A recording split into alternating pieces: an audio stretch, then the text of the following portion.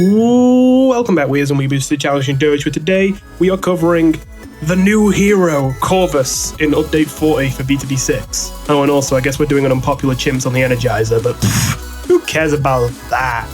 No, but seriously, if this is a video that you're watching to get the quick and dirty information on what Corvus does, I'd probably recommend watching another video, because I'm going to take this quite slow and be quite specific and talk about tangents related to the things I'm talking about. So, you know, if you just want to know exactly what the character does right off the bat as fast as possible, probably look at another video. But if you're here to see some sort of early opinions on the hero, that's what I'm going to give here, alongside some stuff that generally just got added in the update. And while usually I would dive straight into the hero to begin, you know, the thing that everyone's excited about, I feel like I shouldn't here because there are other things I want to talk about, and the second I start talking about the hero, we're going down a very, very long and very, very deep rabbit hole. So if you'll be patient with me for a second, I'd actually like to talk about the other things added in this update besides the new hero to start.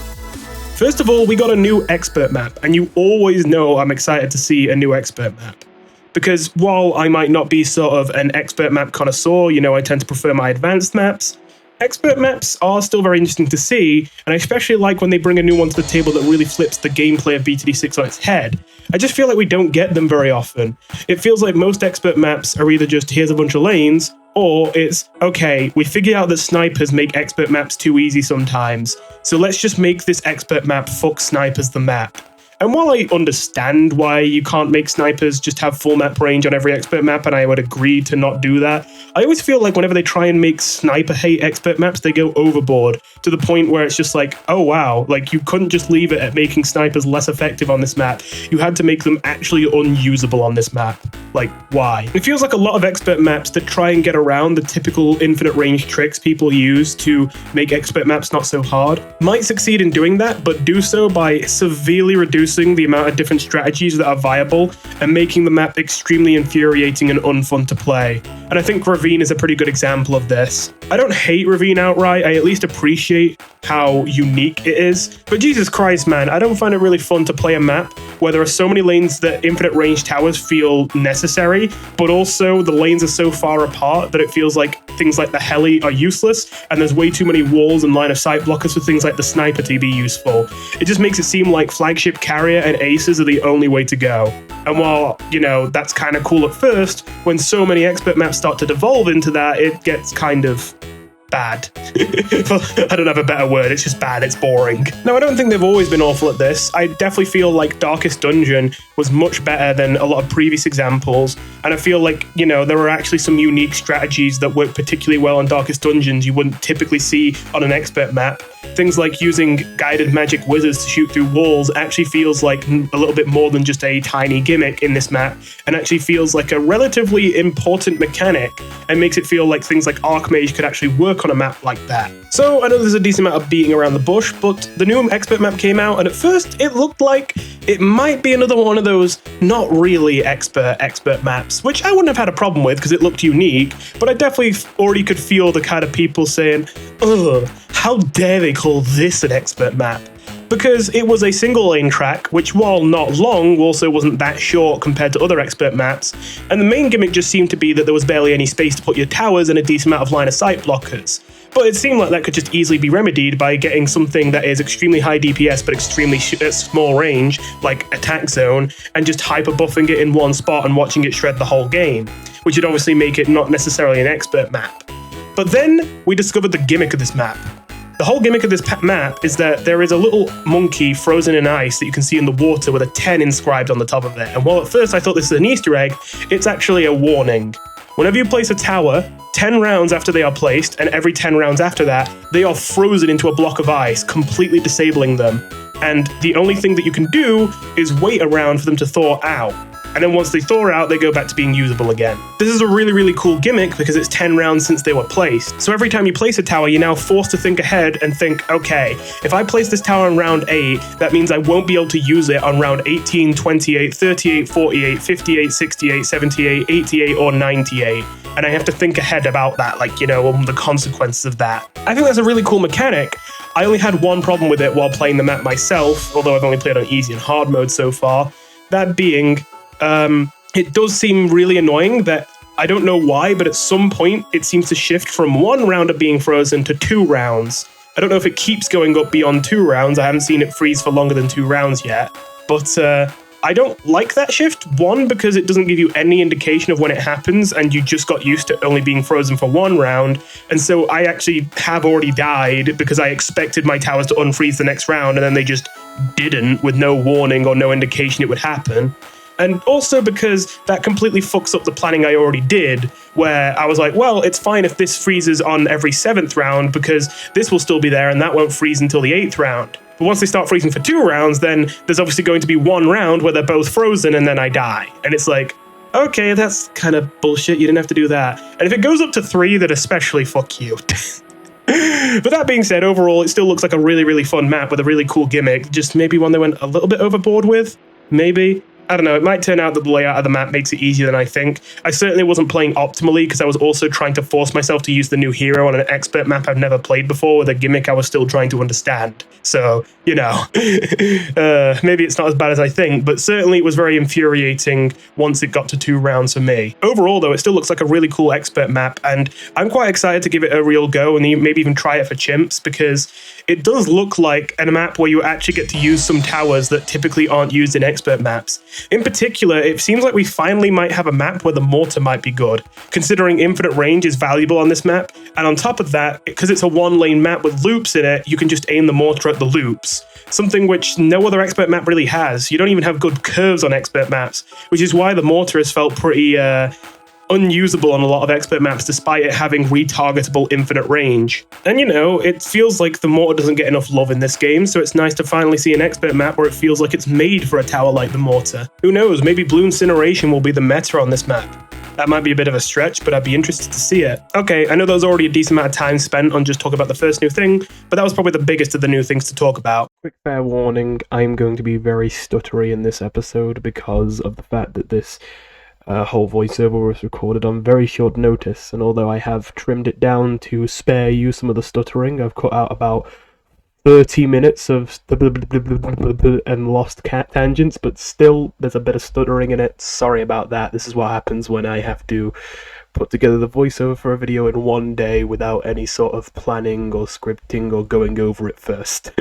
Now, I was worried about Corvus because, well, before I even knew what he was, I was worried that, quite simply, he would always live in the shadow of Geraldo. I mean, Geraldo kind of felt like the final hero to be added to the game. I know they never said that, and I knew that it wasn't really going to be the case because there was still a slot left on the character select. They can't leave an empty slot on the character select. But seriously, I could guess that Geraldo wasn't going to be the last hero, but I just kind of felt like, what are they going to be able to do for the last hero? And again, I don't know if this is going to be the last hero, but it almost feels like it could be. And I really didn't know how to answer that. I mean, it already felt like Geraldo was like the peak. Geraldo already did so much more than any other hero ever added to the game by such a ludicrous margin. It kind of felt like, well, how do you top that? Can you even do it? It kind of felt like you couldn't. And so I was skeptical that Corvus would really be able to deliver. But I have to say, will I say that Corvus is a better hero than Geraldo? Not sure if I'd go that far, but he feels about on par, which is honestly more than I was ever expecting they'd be able to do, so gotta give him points for that. I definitely think Corvus is going to become a new sort of favourite hero for me at least, and I definitely think I'm going to be using him a decent amount. Although certainly for pure new mechanics added to the game and pure like utility factor, Geraldo probably still lands on top. You see, Corvus's gimmick is that, well, he's got multiple gimmicks really. First of all, he has 2 separate attacks. He's got his attack that actually has to obey the rules of his range, where he uses his book to haunt balloons. And haunted balloons take extra damage, like an embrittlement effect, and also explode when they die. But lastly, they also give mana to Corvus when they die. Mana is a resource used to charge up his spellbook, which we'll get to later. The other gimmick he's got is that his second attack is a spirit, which comes out of his book and has infinite range. It just flies around the whole screen punching balloons. And it works kind of like the orb thing that you see in Darkest Dungeon, the little secret orb thing from the statue that flies around the screen and hits balloons. It's kind of like that, but obviously nowhere near as strong, because that thing costs 50,000, and this is a 1,000 cost hero. Either way, this thing will fly around the whole screen, dealing a good amount of damage to things as it goes with pretty high PS. But the real standout feature of Corvus is what he spends his mana on, his spellbook. He's got an assortment of 16 spells, similar to how Geraldo had 16 items in his shop you could buy, and these spells all have different effects. However, I think the main thing that makes it unfortunately not quite as exciting as Geraldo's shop is that these aren't like weird utilities or sub-towers, things like that. You don't see as much stuff like rejuve potions or shooty turrets. You more have temporary buffs for the spirit or the tower itself, which certainly at first sounds like a big downgrade. However, a lot of these do have quite a lot of utility, and I usually am not a big fan of these sort of temporary buff effects, but even I was brought over on a good amount of these. Now, unfortunately, the way that you learn them doesn't go left to right. It's kind of weirdly spread out, and it's very confusing trying to recount exactly which abilities you get in which order, and it's also kind of difficult to say which abilities I should say you learn first when you learn 2 at once in one level, like which is the tiebreaker. So for the sake of not confusing myself, I'm just going to talk about the abilities from top left to bottom right, even though that isn't the order that you learn them, just leveling up the hero. But with that said, I want to give my opinions on every one, because while I obviously expect my opinions are going to change over time, because this is day 1 of a new hero, I have used this hero a good amount already, and I already have some pretty strong opinions. And while I imagine that some of these I'll be moved on, I already think I can see the uses of a bunch of them. So first up, we have Spear, which is a good one to start with. This costs 100 mana, and it's a certain type of spell. Some of the spells that you get with Corvus, you pay for it up front, and then it has an effect for a few seconds, and then it goes away. But some of these spells, while they don't cost much up front, keep costing you mana as long as they're in effect, just a lesser amount. But they also don't run out until your mana runs out. These ones also tend to refresh really quickly, so you can usually uncast and recast them very, very quickly with very minimal downtime, provided you have the mana. Either way, Spear is one of those, and I think that these spells are generally some of Corvus's most effective ones. This one in particular adds a new attack to the spirit, which goes alongside its normal flying into things sort of attack, where it constantly throws at a relatively fast rate homing spears, which once they hit a target, have a small explosion which causes a lightning effect similar to a druid that jumps from balloon to balloon, and the spears have multiple pierce, and every single time they hit a new balloon, they set off a new chain of lightning. This is really good for group balloons, and even not that bad against single target, although obviously not ideal. Already, it's a pretty good start. Then you have Aggression. This one is quite simple. The spirit grows in size and attacks faster. On its own, it's cheap, but a little bit underwhelming. It's certainly fine for the cost if you just need a slight power boost to beat around and you don't need much, but in terms of pure mana spent to power gained out of it, it's usually not that great, though it does follow the same rules as Spear, where you only have to pay up front for it and then keep paying a little bit more as it goes, but you can keep it up forever provided you still have mana to feed it, which is really, really nice. Aggression is usually best combined with other effects. For example, if you combine Aggression with Spear, you'll get both at once and be throwing more spears as well as doing more basic attacks, at which point then it becomes quite useful. Malevolence is probably, unfortunately, my pick for the worst spell in his Spellbook. It doesn't sound too bad at first. Malevolence will merge the spirit with your Spellbook, completely removing it from the screen so it's no longer able to fly around and attack balloons, but it also causes Corvus to release an intense bloom-popping mist around him.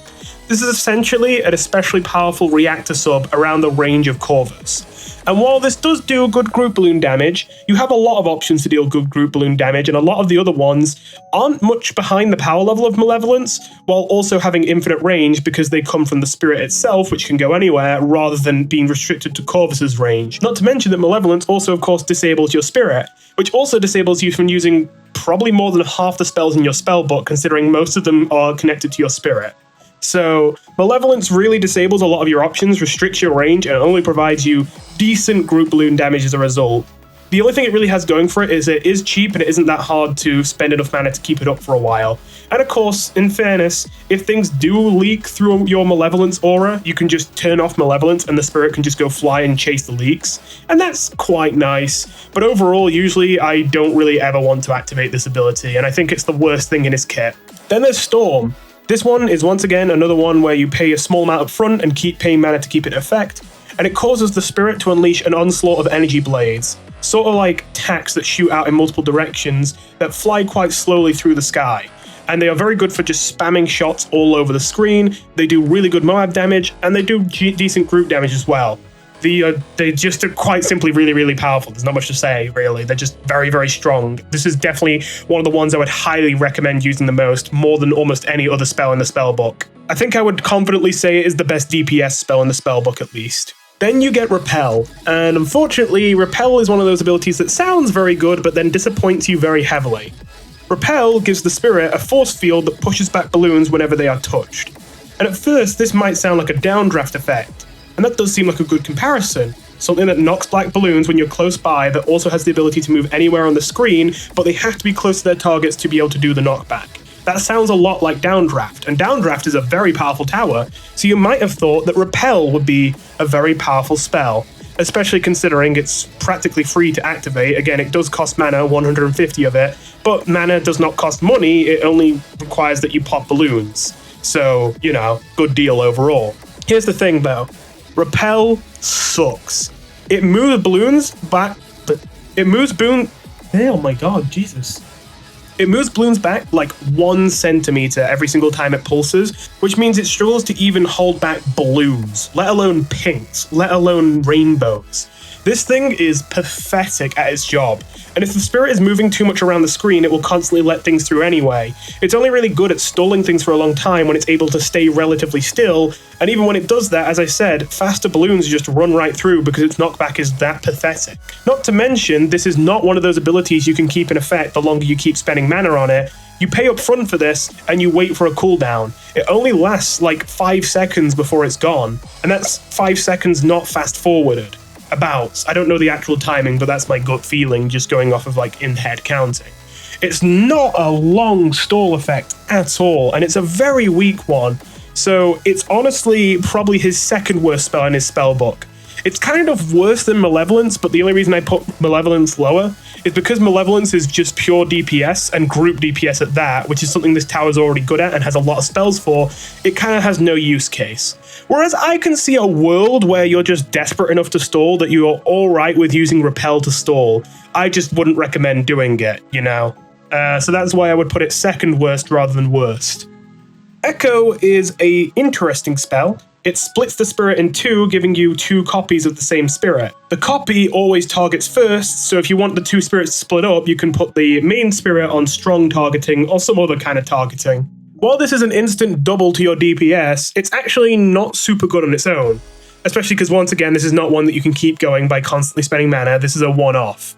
That being said, it has a longer duration than the last one, the Repel spell, which was extremely short in duration, and while it's not very strong on its own, it synergizes with all the spells we were just talking about earlier, where you do have to keep the mana cost up to keep casting them. This means that if you get an Energy Spear, and you get the Aggression buff for more attack speed, and you combine that with a Storm buff for the Energy Blades, you can double all of that. You can have 2 spirits on the screen shooting homing spears that shoot lightning out, that are also attacking faster than normal thanks to aggression, that are also shooting energy blades all over the screen. And this leads to some ludicrous DPS, and while it does cost a lot of mana, once again, it is not difficult to get more mana. It's essentially just letting the tower pop more balloons, and your abilities as this tower help you to generate tons more mana. So as long as you're using good ability usages and hitting balloons with Corvus himself, you will have enough mana, at least temporarily, to keep up all these spells on top of each other for some ludicrous full map DPS. Next is Haste, a very niche spell, but one that when you do need it, it will save your life, so you probably shouldn't forget it exists. Haste just makes the spirit move way, way faster. That's simple. It's very, very short-lived, but it is also very cheap. And essentially, it's just important because every now and then you are going to be dealing with a map where the spirit is moving around the screen so much, you might just die because it doesn't reach the target it needs to hit in time. And while, yeah, it might feel bad paying 75 mana just to give this spirit a speed boost, not even a damage boost, and then, like, it doesn't even last that long, if not getting it is basically dying, then, you know, you should probably get it.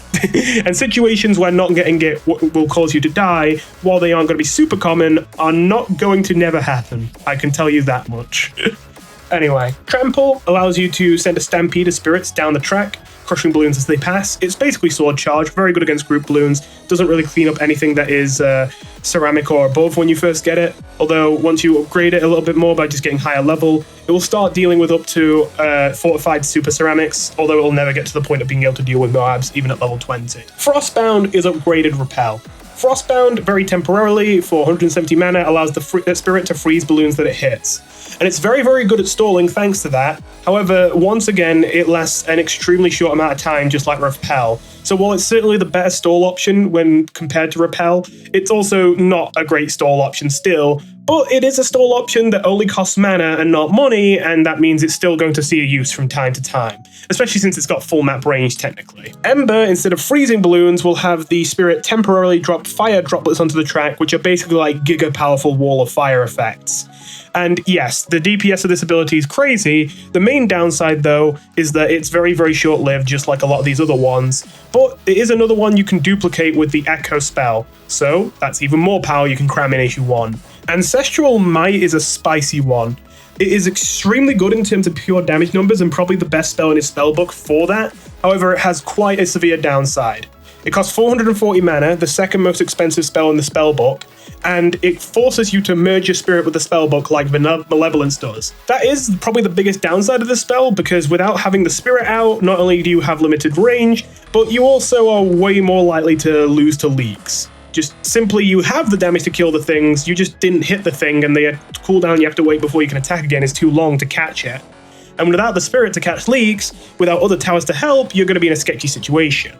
But in terms of pure damage numbers, Ancestral Might is extremely powerful. It causes a giant fist to come out of your book, which punches balloons, dealing stupidly high damage with enormous pierce, kind of comparable to T-Rexes or a Gigantosaurus. Obviously the damage ramps up as you go along, but by the time you get this thing to full level, on rounds like 98, this thing is going to be absolutely melting huge chunks. From what I saw, you could reduce every single balloon in the round of round 98 to nothing but Moabs using this ability and nothing else. Of course, that isn't enough to beat the round, but that means combining this hero with nothing more than a single balloon solver is usually enough to destroy the entire round. And again, 98 is typically the hardest round in Chimps, so that's an achievement right there. The main problem again is just making sure the leaks don't kill you. Overload is the most expensive spell in the spellbook, but for good reason. It detonates your spirit in an extremely stupidly high damage explosion, but that means the spirit is dead and needs to take a while to regenerate and come back out of your book. As well as that, of course, you're paying a lot up front for this ability, so it better do a lot. And well, does it? Well, of course, the damage changes as he levels up, but at full level, it is enough to insta-kill any fortified zombies within the range of the explosion and anything below. However, it does not go through layers, which is the biggest issue. It's definitely going to be good for dealing with, zombies, but I don't think it's going to be that useful that often for dealing with anything else, because if you're using it on ceramics, then you're not really taking full advantage of its damage, and if you're using it on anything that is bigger than ceramic, then you're just going to be letting the insides run out and kill you while you have no spirit to defend yourself against those insides, which is kind of, not ideal. But that being said, for pure DPS, it is very, very good. Next comes Nourishment, which is definitely the single most useful spell in the spellbook. Not because it does anything crazy, but it does something basic, simple, but irreplaceable. You see, mana is a resource that is stupidly easy to come by as Corvus. So that means that you want to find a way to get value out of mana. And a lot of these ways of finding value out of mana are just simply situational. And when you're in the right situation, it's great, but when those situations don't crop up, your mana feels worthless. That's when Nourishment comes in. Nourishment converts all of your current mana into hero XP, or later, once he's level 20, into cash, which I imagine doesn't work in Chimps mode, but hey, you're not going to be level 20 for long anyway, I imagine, in Chimps mode, so still pretty good. This actually gives you a decent benefit to min-maxing your mana gain, especially because while there are a lot of heroes where the later levels don't matter that much, unfortunately, if you're using someone like Etienne, you're mostly using him for UAV. Once you have UAV and UCAV, do you really care about getting his level 11, level 12, level 13? A lot of the times, the answer is no. Whereas with a character like Corvus, he actually does get a lot of benefit from getting to higher levels, and so I actually do think it's worthwhile constantly using Nourishment to make sure he gets the highest level possible by the end of the game. Soul Barrier is interesting. If you came in through a portal from the future and told me that Soul Barrier was one of the worst spells in his spellbook and is really useless, I would believe you. But I would also believe you if you came through that portal and told me Soul Barrier is actually the most broken ability in the entire game and you just didn't understand how to use it. And I would believe you, because it is something new. It might sound like nothing new at first. It temporarily uses your mana in place of your lives when balloons get past your defenses, and at higher levels, you can save up to 600 lives or nearly 700 using this ability. Here's the thing, as far as I can tell, I believe this works in chimps, which is what makes it so weird. Because that means, wait, we don't have to play chimps anymore like we only have one life. But that's weird. We've never been able to do that before. I don't think there's ever been a point in this game's history where there's even been an exploit that's allowed us to have more than one life in chimps, or even anything like a spike pile, unless you count spike factories, which, let's be real, like, no. So as a result, I don't really know off the top of my head how we would change the way we play chimps now that we do have a way to cheat the system. But the thing is, I'm leaning towards this doesn't have the hugest effect, just because I think by the time you get this, it's a little bit late to be using leaking lives as a way to get loads of money, especially because the main use of lives is to let them leak early on so you can buy farms, but you can't even farm in chimps mode. The closest thing you can do is get village discounts. So I don't know if having a life boost will really do a whole lot, but certainly it's an extremely useful utility, and at the end of the day, if you've got no other option, you're about to die, you may as well hit the soul barrier button and hope that it tanks a few lives, especially because to activate it only costs 40 mana, which is a tiny amount. And while it will cost a lot more if lives leak, you are going to die anyway. Would you rather be dead or have no mana? I think you know which the answer is. Vision temporarily grants Corvus and his spirit camo detection while also adding a D camo to his attacks.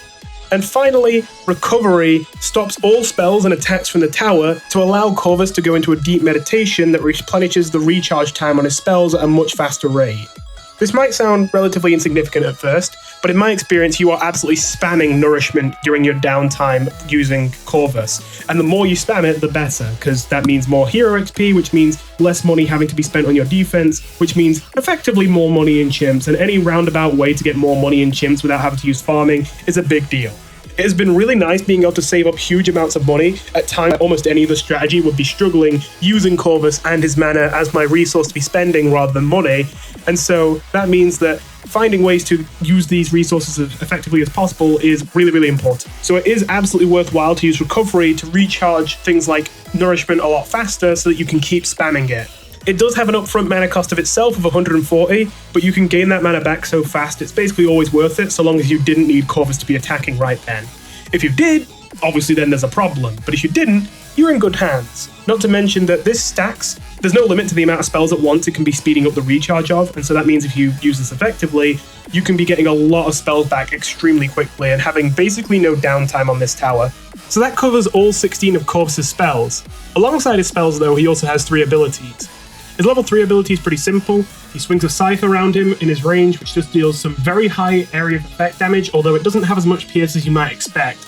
Although again, the damage is very high, it will insta-kill most normal balloons, and it only gets better the longer you level up. And that practically fills up your mana bar almost instantly. It will usually get it to about half full in one usage, so long as you hit a decent amount of balloons, and sometimes it will just instantly fill it from 0. So it's a good ability to use to fill up your mana. And it recharges very quickly, as you can imagine, as most, level 3 abilities do. His level 7 ability is essentially a Dark Shift with full map range. Once you get it, it's very, very short cooldown, and using it just teleports Corvus to another location of your choosing, which is really nice, because now Corvus himself is sort of pseudo-infinite range, just like the Spirit. So he's definitely going to be good on a decent amount of maps, which don't have good placements for heroes, like a lot of expert maps don't. Last of all, there is his level 10 ability, which simply creates a ring of fire around him, which does really good group balloon damage for extremely good PS. However, the main use of it is not that, because it's extremely short-lived as well. The main use of it is that while that ring is in effect, all the pops it gets, any kind of balloons entering that circle, leads to your mana shooting to a 800, the maximum amount, practically instantaneously. I'm not kidding, you can seriously spend all of your mana about 3 times over and still have full mana by the end of it if you manage to do it while this ability is in effect. You get practically infinite mana while this ability is in effect, and there are balloons in the range of Corvus. So I highly recommend using it to get the most out of your mana gain. Overall, I gotta say I really, really like Corvus. Not only do I think he seems like a relatively strong option for a hero, personally I think that probably Geraldo, Etienne, and Sai probably outclass him still, but 4th place isn't bad, he's still above the vast majority of the heroes in power level, I feel. But on top of that, you might have expected me to not really like this character since I've mentioned before I'm not a big fan of ability towers, and although I've warmed up to them over time, they're still not my favorite pick. But I think the reason I like Corvus so much is because I think he crosses a certain threshold. You see, I don't think using abilities is inherently a bad idea for BTD6. I do think that the game could use with some more interactivity at times, and so I understand that's what ability is supposed to bring. My problem is, I don't think it's fun being at a midpoint, where most of your defense is still automatic. So you don't have to focus that much on using abilities, but like you still have abilities, so you can't not focus on it at all. I feel like this puts you in a comfortable position where you can't sit back and relax and watch the chaos, but you also can't really focus the whole time without exhausting yourself and realizing that you don't really need to be focusing right now half the time. It's really hard to stay focused when there's so little you can do to interact with the screen, and the few times you actually can, most of the time you don't even need to. But then you can't like sit back and relax either, because you know the one time you do need to focus, you're not going to be focused and then you're going to die, and it's very frustrating having to deal with this balance. Whereas with Corvus, I feel like there's so much interactivity with Corvus. So many little things he can do to interact with the game and change the circumstances without having to buy a new tower, that I think he hits a point where it's no longer annoying that you can't just sit back and relax, because it's just so engaging, even on an every single round basis, to have to be micromanaging all of his spells and all of his abilities to the fullest possible potential of the tower. It makes it feel a lot more like you're playing an RTS and a lot less like you're playing a tower defense game, but I'm all here for it. I like this as a sort of gimmick for a hero. He definitely does feel very unique and different to any other hero we've had in the game so far, which I'm glad to be saying. With all that said though, I'm ignoring the tower that this whole video is about, the Energiser. Now, the Energiser and an upgrade I've always had a soft spot for. I mean, I just think it's kind of a cool idea. It does a lot of things. Reducing the ability cooldowns everywhere by 20% is really, really nice. Reducing them by 50% for water-based abilities is especially impressive. And giving heroes in the radius plus 50% XP gain is really, really unique as well. No one in the game can really do that except the Energiser. The ability cooldowns thing, technically no one could do either. I mean, there are things that make abilities come back faster, but the rest of them are conditional, you know? It's like primary mentoring, but primary mentoring only does that for primary towers, you get the idea. All this while also massively upping the damage of the reactor to the point where it can even deal with low-tier Moabs. Now, when you lay it out all like that, it almost seems like this might be a slept-on tower. Like, it's got so much packed into it that if you could find a way to use it all at once, surely you would have an absolute powerhouse on your hands. But this is where it all falls apart. Well, there's a lot of places where it does, but the biggest one I think is its price tag. 34,560 cash in chimps. What were they thinking, man? I don't understand why this tower costs so much. I just don't think this is a sustainable cost for an ability like this. You see, the tower itself might gain a lot of damage, but it's still not enough to do anything more than deal with unfortified Moabs, and that's provided it's got enough track length to work with. Anything bigger than that, it can't deal with, and 35k is a lot of money to be chucking into something that can't deal with anything bigger than a Moab. But okay, you might say the Energiser isn't meant to be gotten as a DPS tower, and I would agree with you. I think that it doesn't seem like it should be a DPS tower. The main problem I have is, it feels like they're trying to make it one. I don't know, my memory's a bit blurry here, but I think that most of the time when Energiser gets buffs, it's to its damage output, and I just don't understand that. Why can't they just reduce the cost? That would be an actually significant buff.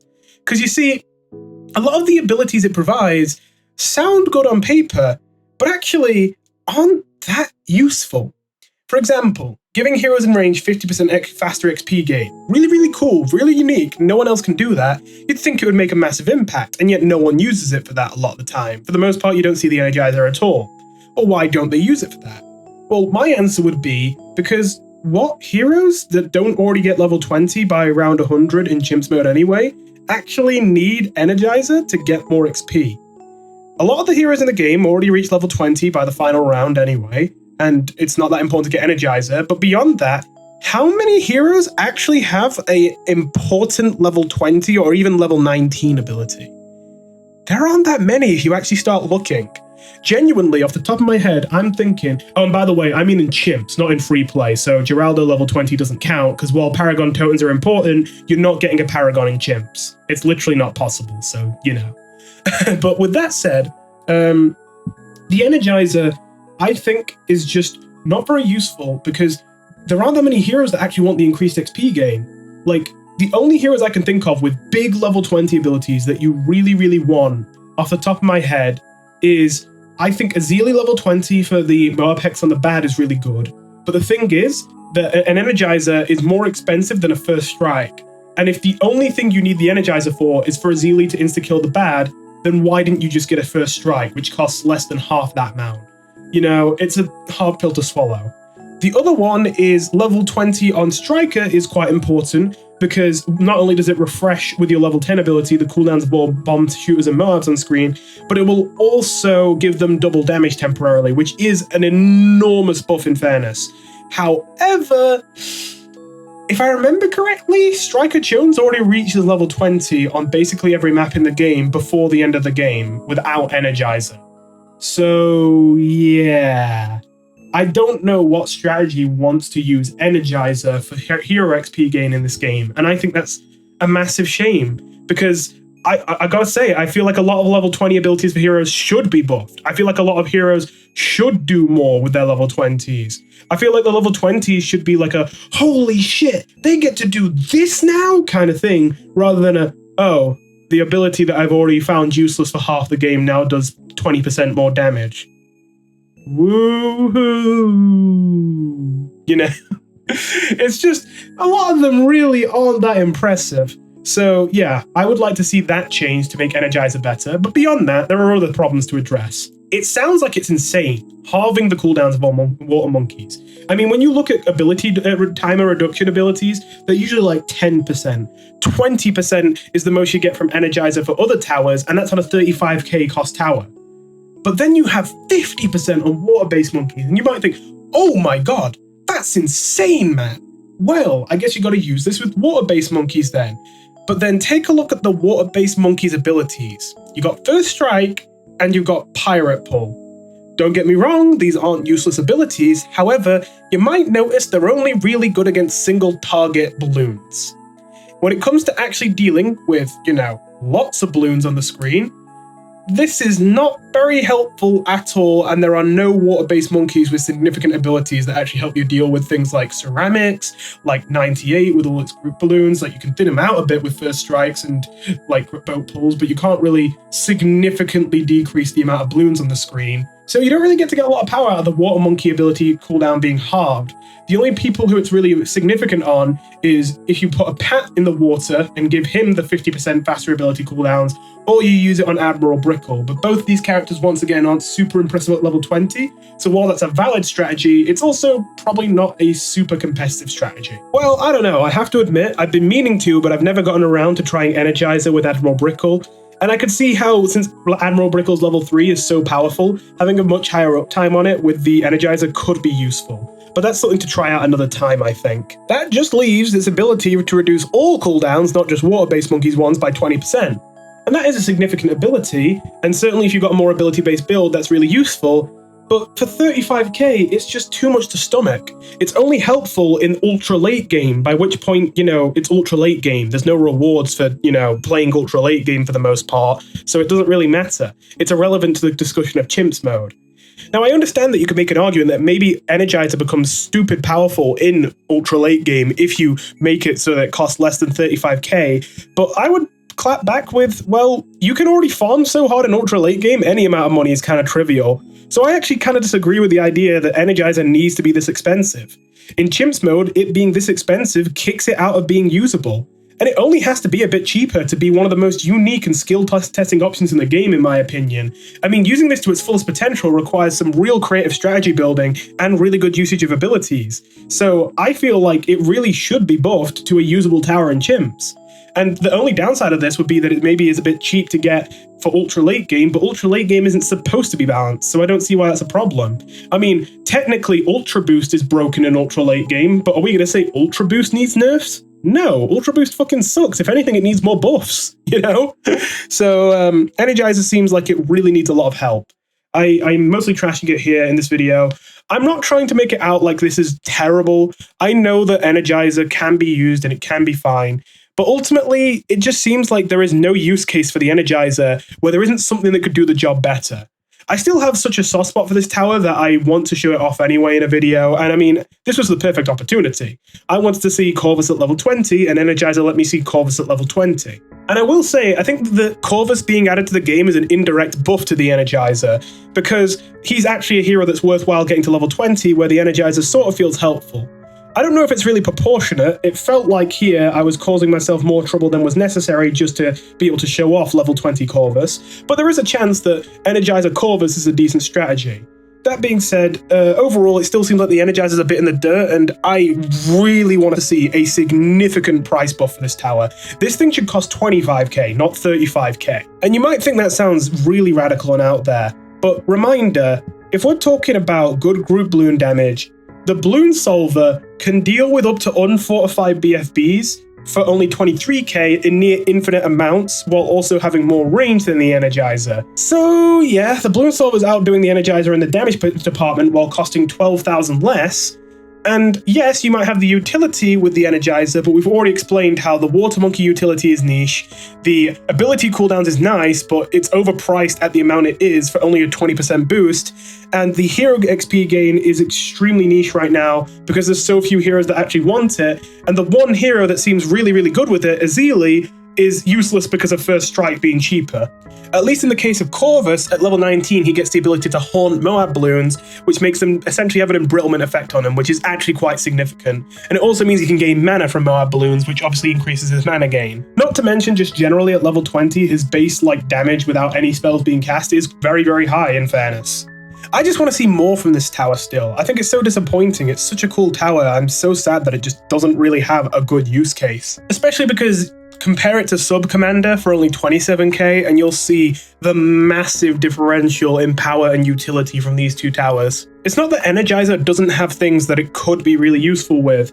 The problem is that I've tried using Energizer with unique and strange combos, but every time the same problem arises. Every single time, the money just isn't there, without fail, non-stop, every time. For example, in the most recent vote, you guys voted to see Total Transformation Alchemist as the next tower I show off in Unpopular Chimps. Well, I've already had some runs with him, and you know what I've discovered? I've discovered that Energizer might actually be helpful to make that tower less useless, because the main problem with it, in my opinion, is its downtime being really bad, combined with the fact that its setup is extremely expensive and takes up tons of space, which you usually don't have on harder maps. But honestly, it could be pretty good if it just had a better uptime, and even just a 20% boost does wonders for it. So, Energizer Total Transformation seemed to do well in sandbox testing. Can you afford it in a Chimps game? The answer is no, you can't afford it. 35k on top of another upgrade which already costs 50k while having a not anywhere near 100% or even 50% uptime? That is ludicrous. So while these two abilities could have worked together really well, in reality, they don't just because you can't afford them. Full stop. Even a more affordable combo like Gluestorm Energizer, that does mean in combination with a primary mentoring you can have a 100% uptime Gluestorm, which is really cool, but remember you only paid 16,000 for the Gluestorm, but you paid 35,000 for the Energizer.